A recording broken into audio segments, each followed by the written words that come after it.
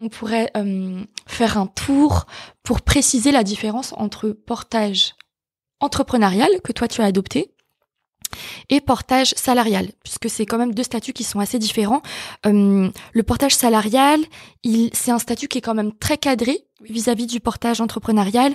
Par exemple, les prestations de services à la personne, elles ne peuvent pas être exécutées dans le cadre du portage salarial. Il me semble que pour toi, ton cas de figure, ça rentre pas dans ces restrictions-là. Non, pas du tout. Donc, est-ce qu'il y a des restrictions en particulier ou est-ce que, justement, toi, tu vois que de la liberté, finalement, dans ton statut ? On est à son compte, sans avoir les inconvénients, pour le coup, et tu as un comptable, toujours. Qu'est-ce que tu délègues, en fait, comme partie exacte ? La comptabilité ? J'ai pas de comptable, en fait. Mm-hmm. Donc, quel est le process un petit peu sur un mois ?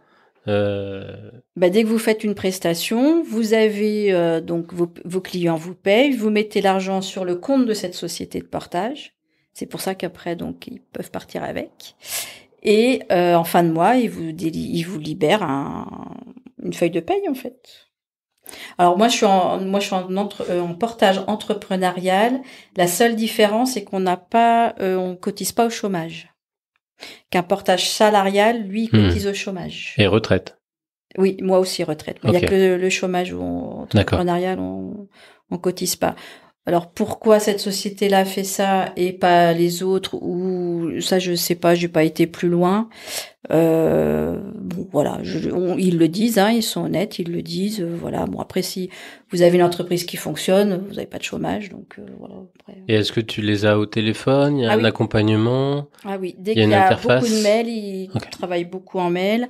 Ils préviennent en fin de mois quand ils doivent éditer le bulletin de salaire et donc ils préviennent.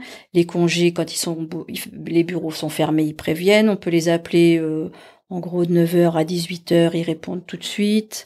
Même un renseignement, ils sont très réactifs, efficaces, agréables au téléphone aussi.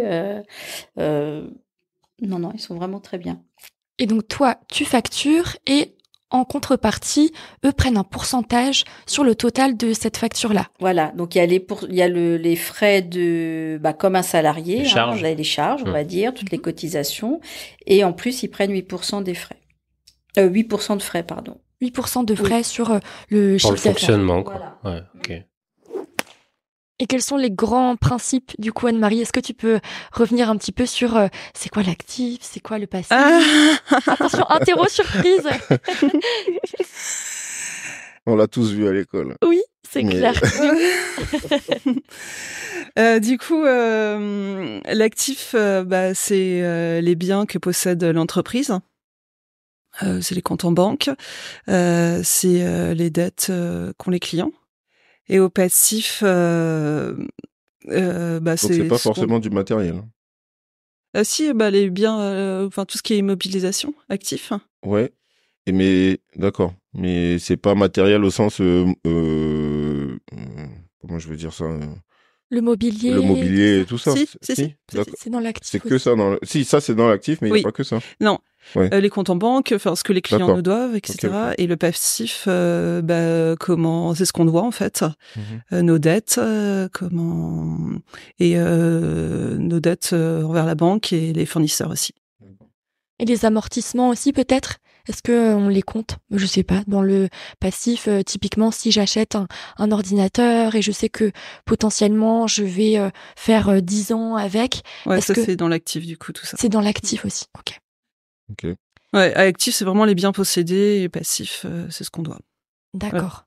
Et alors Anne-Marie, on se demandait quels étaient les éléments essentiels pour toi que tout entrepreneur devrait connaître en matière de comptabilité pour éviter de faire fausse route.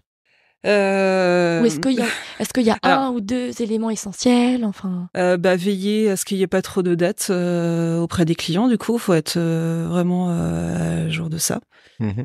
Faut pas laisser trop traîner ce que les clients doivent, parce que, moi, je vois par exemple, il y a des moments On doit énormément d'argent aux fournisseurs quand on reçoit la collection, par exemple printemps-été là et hiver. Et du coup, faut faire rentrer l'argent en même temps. Et donc, faut suivre vachement ça. Après, moi, je suis comptable unique en entreprise, donc j'ai plein de petites tâches. C'est toujours compliqué de parler de son métier en fait, mais en fait, malheureusement, comptable c'est un boulot. On est un peu invisible en fait. On voit pas forcément ce qu'on fait, mais c'est nécessaire en fait. C'est le travail de l'ombre. Ouais, voilà, carrément. Je vois, quand je suis en vacances, tout de suite on voit un manque. Enfin, quand je reviens, je suis complètement débordée pendant quelques temps en fait. Voilà, c'est avoir une bonne suivi comptable, administratif.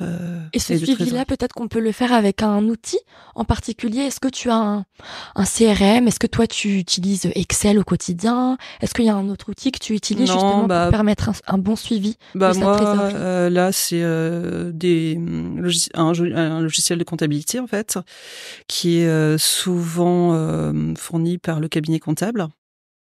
Donc aujourd'hui les logiciels de comptabilité sont hyper intuitifs, ils sont simples. En 3 clics, voilà, on arrive à voir ce qu'on doit, ce que les clients nous doivent, etc. Enfin, franchement, faut vraiment avoir un bon suivi en fait de tout. Et alors, moi j'avais une question. Il y a un calendrier quand même.